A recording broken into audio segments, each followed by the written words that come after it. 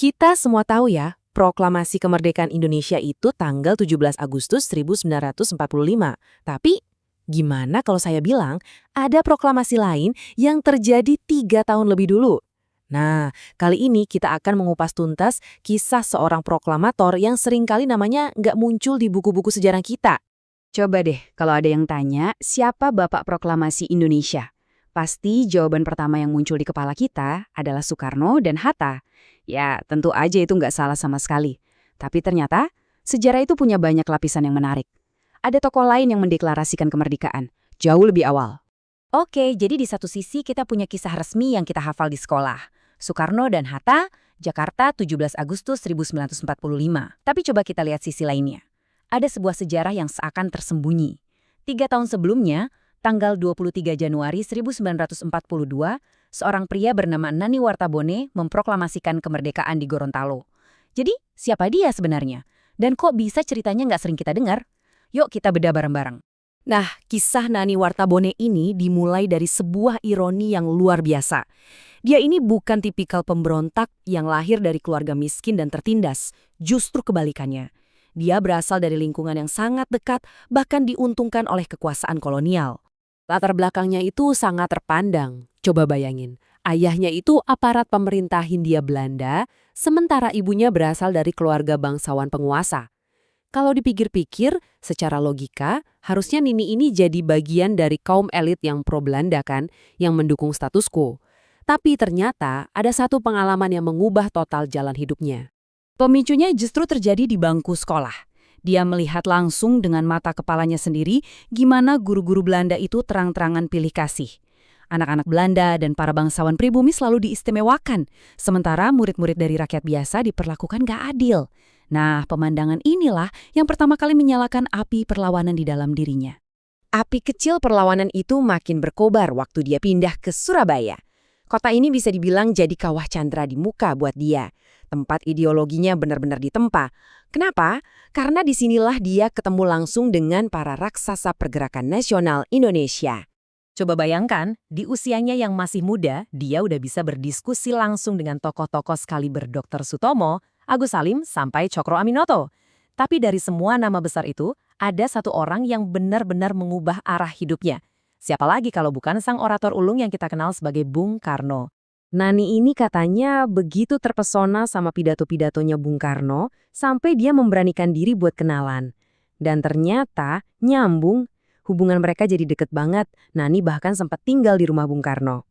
Nah, di sanalah dia dapat satu pesan singkat yang jadi pegangan hidupnya. Jangan pernah kerjasama dengan Belanda. Pesan yang sangat jelas.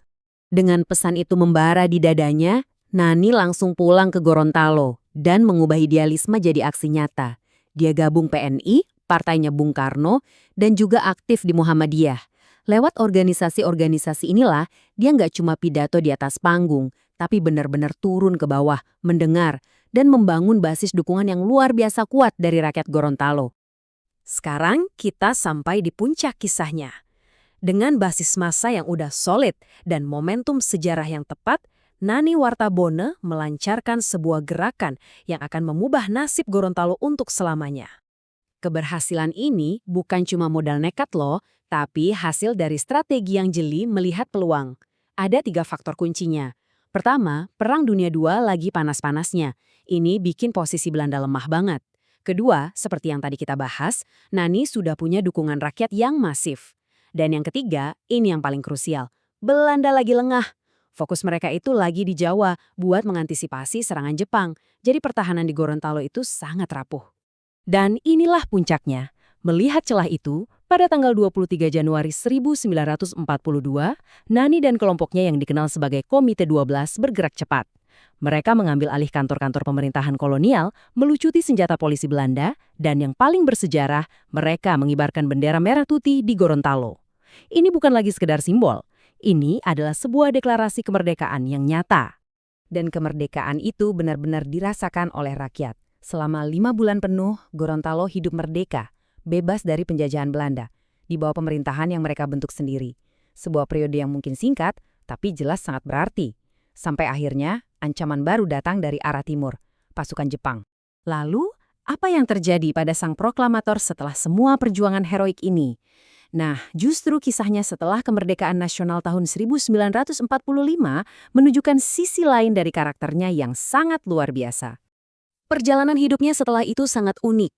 Setelah proklamasi heroik di tahun 42 dan melewati masa pendudukan Jepang, dia tidak lantas mengejar kekuasaan di panggung politik nasional.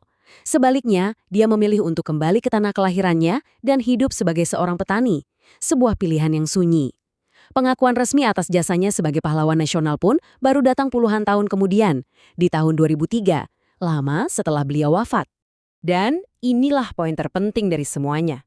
Kisah Nani Wartabona adalah bukti nyata bahwa perjuangan kemerdekaan itu bukanlah milik segelintir tokoh di Jakarta saja.